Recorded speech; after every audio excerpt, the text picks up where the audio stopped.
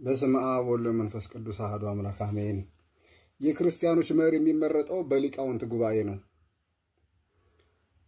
የክርስቲያኖች መሪ በሊቃውንት ጉባኤ ተመርጦ ቤተ ክርስቲያን ይቀባል፣ ቅዳሴ ጸሎት ይያዝለታል፣ ተቀብቶ ፓትርያርኩ ከህዝበ ክርስቲያኑ ጋር ያስተዋውቁታል። አሁን ክርስቲያኖች መሪ የላቸውም። ክርስቲያኖች መሪያቸውን ካልመረጡ 50 ዓመት ሞልቷቸዋል። አሁን ፍጠኑና ክርስቲያኖች መሪያችሁን ምረጡ። የክርስቲያኖች እረኞች፣ ፓትርያርኩ፣ ጳጳሳቱ ለክርስቲያኖች መሪ ምረጡላቸው። የእውነት መንገድ ዋጋ ያስከፍላል። ሰማዕትነትን ተቀበሉ። የክርስቲያኖችን መሪ ምረጡ። ቀብታችሁ አንግሱት። ከህዝበ ክርስቲያኑ ጋር አስተዋውቁት። የክርስቲያኖች መሪ የላቸውም። አሁን ኢትዮጵያ ላይ ያለው መሪ የአሕዛብ መሪ ነው። የአሕዛቦች መሪ በጉልበት፣ በገንዘብ፣ በማጭበርበር፣ በማታለል፣ በሀብት፣ በወገን፣ በጦር መሳሪያ ተመርጦ ወደ ስልጣን ይመጣል። የሚመረጠው ደግሞ በዘማውያን፣ በነፍሰ ገዳዮች፣ በአመፀኞች፣ በአጭበርባሪዎች፣ በሽፍቶች፣ በጉልበተኞች፣ በአምባገነኖች የህዝብ ምርጫ ተመርጦ ነው ወደ ስልጣን የሚመጣው። በሱሰኞች ተመርጦ ስልጣን ይይዛል። በአመፀኞች የተመረጠ መሪ ደግሞ አመፀኛ ነው። እግዚአብሔርን አያውቅም። ህዝቡንም በእግዚአብሔር ሐሳብ አይመራውም። ስለዚህ ክርስቲያኖች አሁን ከአፄ ኃይለ ሥላሴ በኋላ ክርስቲያኖች መሪ የላቸውም። ጳጳሳት፣ የሲኖዶስ ጉባኤ፣ ቤተ ክህነቱ የክርስቲያኖችን መሪ መምረጥ አለባቸው። በሊቃውንት ጉባኤ በሲኖዶስ የተመረጠውን የክርስቲያኖችን መሪ በመፈንቅለ መንግስት ከስልጣን ማስወረድ አይቻልም።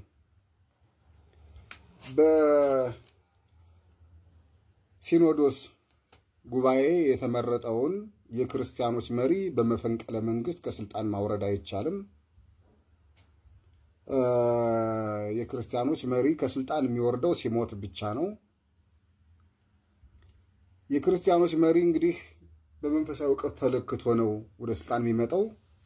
ፈሪሃ እግዚአብሔር አለው። የሰውን ልጅ ይወዳል፣ ያከብራል። የሰውን ልጅ ያስከብራል።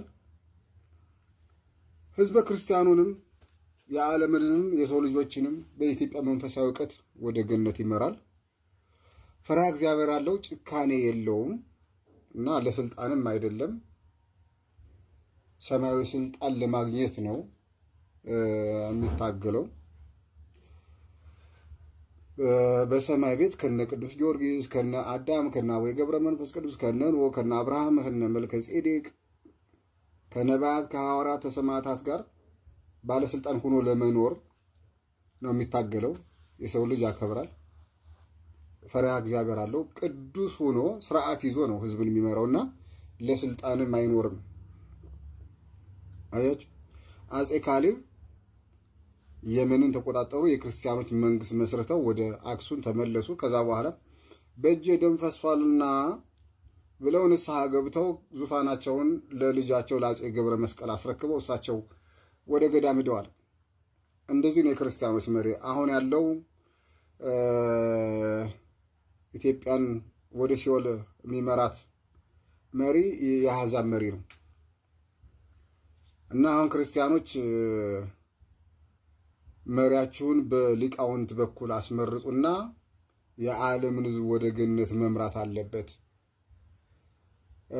በሊቃውንት ጉባኤ የተመረጠውን የክርስቲያኖችን መሪ ደግሞ በመፈንቅለ መንግስት ከስልጣን ማውረድ አይቻልም። የክርስቲያኖች መሪ ሁልጊዜ የሚመረጠው በሊቃውንት ጉባኤ ነው እንጂ በጦር መሳሪያ፣ በማጭበርበር፣ በፖለቲካ ሳይንስ፣ በጉልበት፣ በወገን፣ በሀብት ክርስቲያኖችን መምራት አይቻልም። ክርስቲያኖች የሚመሩት በኢትዮጵያ መንፈሳዊ እውቀት ነው። ይሄ ነው እንግዲህ። እውነቱን ተቀበሉ። የኢትዮጵያ ቤተ ክህነት፣ የኢትዮጵያ ክርስቲያኖች ታገሉ። ክርስቲያን መሪያችሁን አስመርጡ። እውነት ዋጋ ያስከፍላል። እኔም እንግዲህ ይኸው እውነትን ተናግሬ እንግዲህ ከመሸበት ለማደር ነው። እንግዲህ ሰማዕትነትን ለመቀበል ነው። ክርስቲያኖች የራሳቸው አንገቱን ለሰማዕትነት የሚሰጥ መሪ ያስፈልጋቸዋል። የክርስቲያኖች መሪ ንጉሱና ፓትርያርኩ ሕዝብን ሲመሩ አንገታቸውን ለሰማዕትነት ለመስጠት ፈርመውና ቃል ገብተው ነው ከፊቱ ነው ሕዝበ ክርስቲያኑን የሚመሩትኝ። ፓትርያርኩም ለሰማዕትነት ነው፣ ንጉሱም ለሰማዕትነት ነው። አምኖበት ቃል ገብቶ ክርስቲያኖችን ወደ ገነት የሚመራው ከፊቱ ነው። ከኋላ ደግሞ መከላከያ ሰራዊት ይመድባል። ከፊት ንጉሱ ክርስቲያኖችን እየመራ ወደ ገነት ይሄዳል። ከኋላ ደግሞ መከላከያ ሰራዊቱን አድርጎ ከፊትም እንግዲህ እግዚአብሔርን አምነን ክርስቲያኖችን እንመራለን። ከኋላ ደግሞ መከላከያ ሰራዊታችን አድርገን ከኋላ ተኩላ እንዳይነጥቃቸው ክርስቲያኖችን እናስጠብቃለን ማለት ነው። እንግዲህ እንደዛ ነው። የክርስቲያኖች መሪ መመረጥ አለበት። እስካሁን እንግዲህ የተመረጠው የአሕዛብ መሪ ነው። አሁን ክርስቲያኖች መሪያቸውን ካልመረጡ 50 ዓመት ሞልቷቸዋል። እንደዛ ነው እንግዲህ መምረር ያስፈልጋል። እንደ እስራኤላውያን ለምግብ መኖር የለብንም፣ ለእውነት መኖር አለብን። እኛ ክርስቲያኖች ምድር ላይ ኪሳራ ነን፣ ምንም ትርፍ የለንም። ሰማይ ላይ ነው የምናተርፈው። እንደዛ ነው። ዓለም ላይ በኪሳራ ውስጥ ነው የምንኖረው። እግዚአብሔር ይመስገን እና እንደዛ ነው።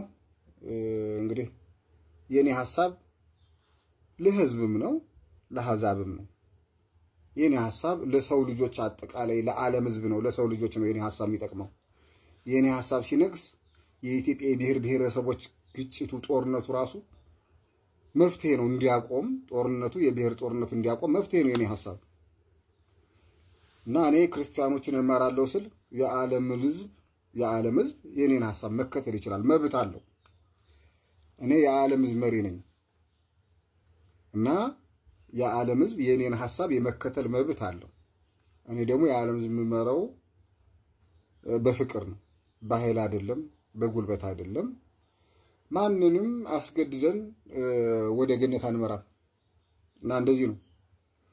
ኢየሱስ ክርስቶስ አሁን በፍቅር ነው የሚመራው። የማይከተሉትን ራሱ ሰይጣን ያጠቃቸዋል ማለት ነው። ኢየሱስ ክርስቶስ የሚከተሉትን ይመራል። የማይከተሉትን በኃይል ልምራ አይልም፣ በፍቅር የሚከተሉትን ይመራል። ከዛ የሚከተሉትን ይዞ ወደ ገነት ሲጓዝ የሚቀሩት ግን ጠላት ይበላቸዋል። ጠላት ማን ነው? የሰው ልጅ ጠላት ሰይጣን ነው። ሰይጣንና የሰይጣን አገልጋዮች እንግዲህ ይበሏቸዋል ማለት ነው። የሰይጣን አገልጋዮች ዓላማቸው አጥፍቶ ጠፊ ናቸው። ንጉሳቸው ሰይጣን ስለሆነ ሰይጣን በሐሳብ በውስጣቸው ገብቶ ያጋጫቸዋል፣ ያጋላቸዋል። ከዛ መገዳደል ነው እና ስራቸው ምንድን ነው? የሰይጣን አገልጋዮች አጥፍቶ ጠፊ ናቸው። ሰይጣን አንዱ ባህሪው የሰው ልጅ ማገዳደል፣ ማጨራረስ፣ መጨረሻ ላይ ገዳዩን ያስገድለዋል እሱ ደግሞ ማለት ነው።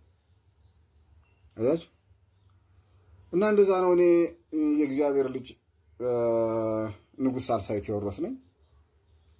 አብይ አህመድ ደግሞ የኔ ሰራተኛ መሆን አለበት። እንደዛ ነው። ከኔ ብትማር አይሻልም? አብይ አህመድ አለኝ ከኔ ብትማር ምን ትጎዳለህ? አትጎዳም አይደል?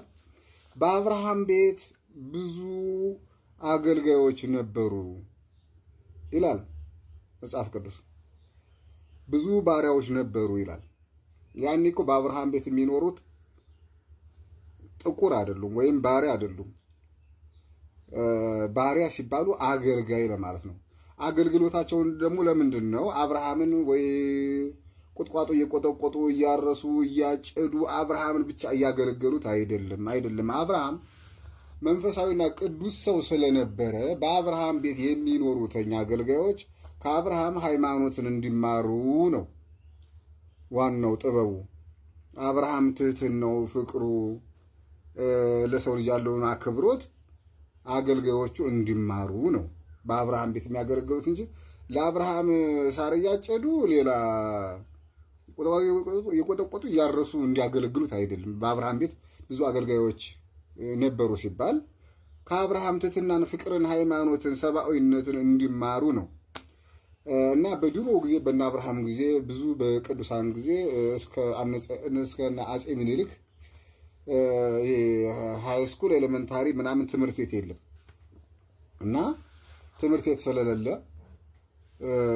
ብዙዎቹ የክርስቲያኖች አገልጋይ የሚሆኑት ለምንድን ነው? ሃይማኖት እንዲማሩ ነው። በእነ አብርሃም ጊዜ ትምህርት ቤት ስለሌለ ብዙዎች በአብርሃም ቤት እየኖሩ ሃይማኖትን እንዲማሩ ነው። እና ወንድማችን አብይ አህመድ አሊ አንተ ደግሞ በመክሊትህ ልማቱን መገንባት ትችላለህ። የህንፃ መገንባት ኢንፍራስትራክቸሩን መገንባት ስለምትችል አንተ የኔ ሰራተኛ ትሆናለህ። ደግሞ ከኔ ጋር እየኖርክ ደግሞ ሃይማኖትን ትማራለህ ማለት ነው። እኔ እንግዲህ የእግዚአብሔር አገልጋይ ነኝ። እግዚአብሔር ንጉሥ አድርጎ ሾመኛል። አንተ ደግሞ እኔም ብታገለግለኝ አንተ ረድኤት በረከት ታገኛለህ። እንደዛ ነው። እግዚአብሔር አዳምን ምንድን ነው ያለው? ከሰማይ በታች ያለውን ፍጥረት ሁሉ ግዛ፣ ንዳ ብሎታል። አያችሁ፣ እኛ ደግሞ ንጉሥ ነን። የእግዚአብሔር ልጅ ክርስቲያኖች፣ እኛ ክርስቲያኖች ንጉሥ ነን እና የሰይጣን አገልጋዮችን መግዛት ነው መክሊታችን። ከሰማይ በታች ያለውን ግዛ ሲለው ዓለም ላይ ያለውን ፍጥረት ግዛ። እንደገና ደግሞ ከምድር በታች ደግሞ ሰይጣን የሰይጣን ሰራዊትም ስላሉ እነሱንም ግዛቸው ማለት ነው። አሁን አዳም ከሰማይ በታይ እንዲገዛ ተሾሟል። እንደገና ከምድር በታይ ደግሞ ሰይጣን የሰይጣን ሰራዊት ስላሉ ሲኦል ውስጥ ገሃነም ውስጥ ስላሉ እነሱንም ግዛቸው ለማለት ነው። ስለዚህ እኛ ክርስቲያኖች ነን፣ ሰይጣንንና የሰይጣን አገልጋዮችን እንገዛለን፣ ንጉሥ ነን። እንደዛ ነው እንግዲህ፣ እንደዛ ነው። የክርስቲያን መሪዎች፣ እረኞች፣ ጳጳሳት ለክርስቲያኖች መሪ ሹሙላቸው። ይሄ ደግሞ ወደዚህ ተግባር ስትገቡ ደግሞ ዋጋ ያስከፍላል። የእውነት መንገድ ስለሆነ ዋጋ ሊያስከፍል ይችላል። ግን እውነትን ተቀበሉ፣ ሰማዕትነትን ተቀበሉ። እስካሁን ይበቃቸዋል። አሁን ያላችሁት የኢትዮጵያ ቤተ ክህነት የተመረጣችሁት በፖለቲከኞች ነው። ግን ይህ ስህተት ነው። ፖለቲከኞች የሰይጣን አገልጋዮች ነው። በሰይጣን አገልጋዮች ተመርጣችሁ ወደ ቤተ ክህነት አትገቡም ነበረ። ስለዚህ አሁን ደግሞ ሁኗል።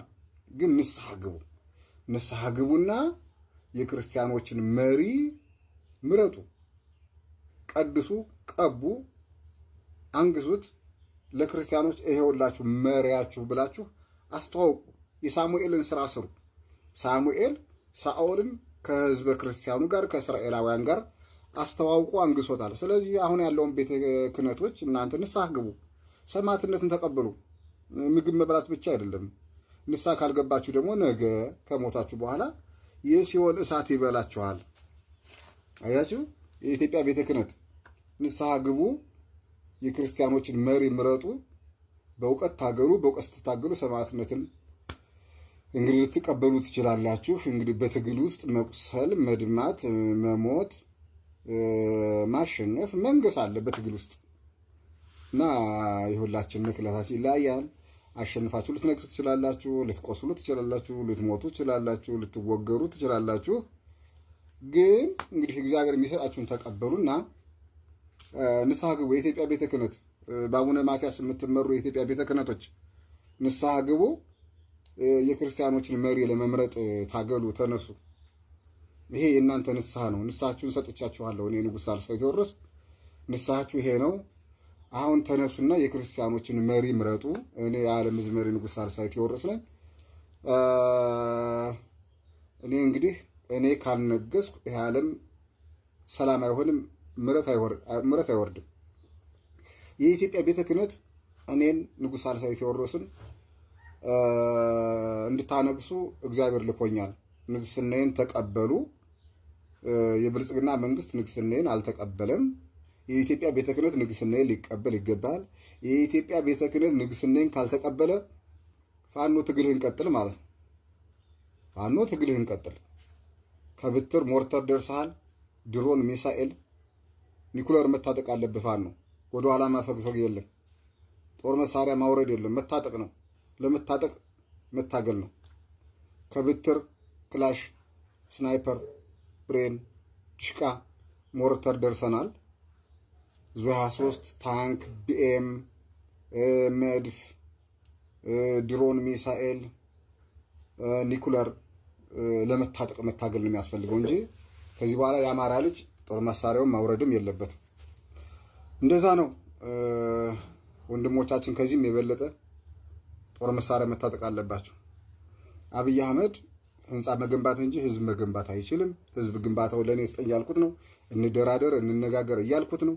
ከዛ ውጭ ህዝብ ግንባታውን ህንፃ ግንባታውን ሁሉ እኔ ይዛለሁ ካለ አገር ይፈርሳል፣ ዓለም ይፈርሳል። እንደዛ ነው። አብይ አህመድ አሊ ወንድማችን ከኔ ጋር እንድትደራደር ብዙ ጊዜ ጥያቄ እያቀረብኩልህ ነው። ጥያቄን ተቀበል። ካልተቀበልክ ደግሞ እግዚአብሔር እንግዲህ ያው ፍርዱን ይፈርዳል። እኔ ግን ንስሐ ግባ ማለት ነው። አሁን አብይ አህመድ አሊ የኔን ሐሳብ የኔን ጥያቄ ተቀበልክ ማለት ንስሐ ገባህ ማለት ነው። ህዝብ ግንባታው ለኔ ታስረክበኛለህ። ከዛ በኋላም እግዚአብሔር ይቅር ይልሃል። አንተንና ቤተሰቦችን የብልጽግና አባላትን ተከታዮችን ሁሉ እግዚአብሔር ይቅር ይላቸዋል።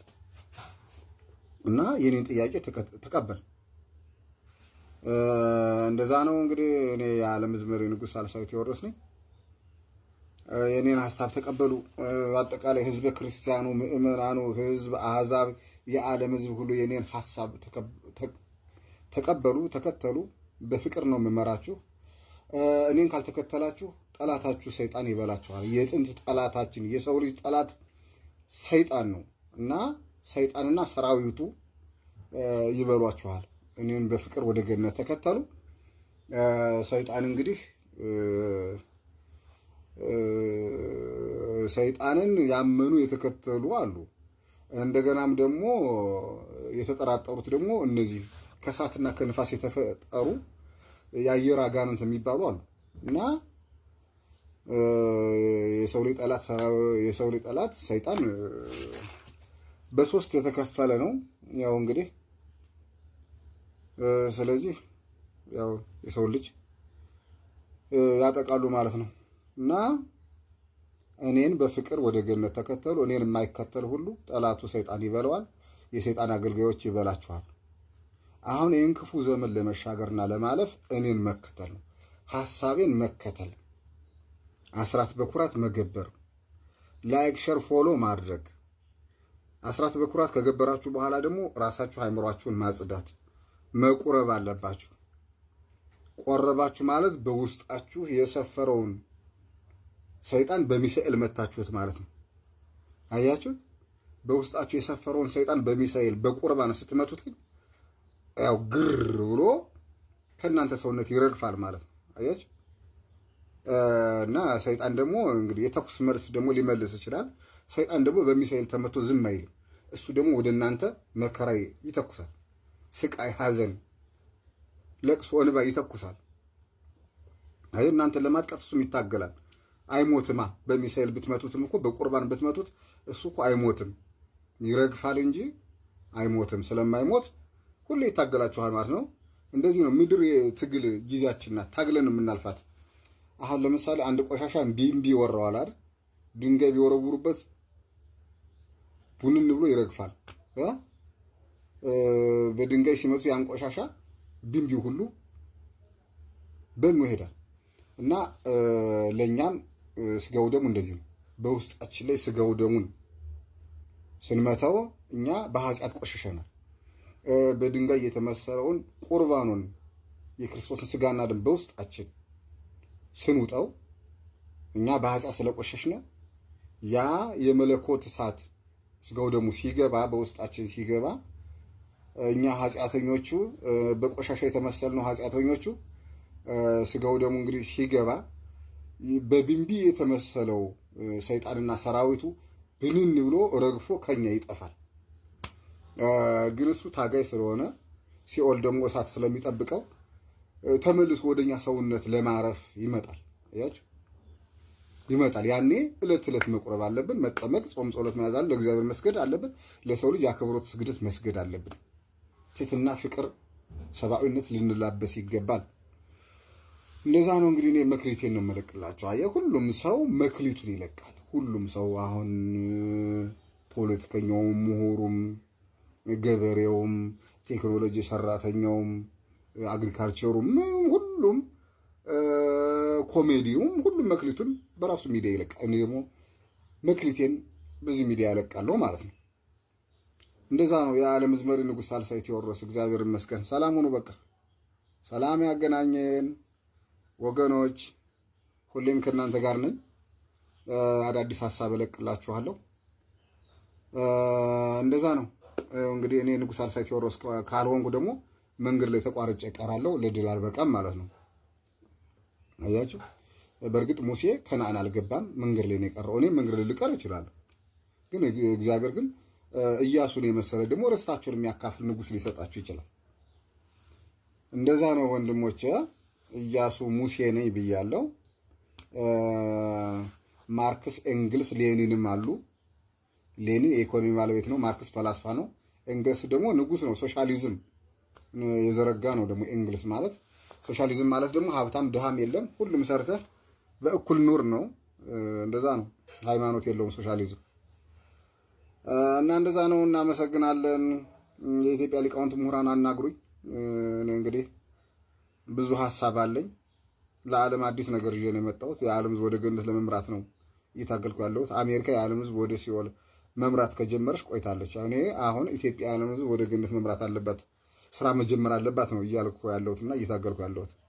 ሰላሙ ነው። በቃ እኔ እንግዲህ ተናግሬ አልዘልቀውም። ብዙ ነገር ነው ያለ። የእግዚአብሔር ሀሳብ ውቅያኖስ ነው።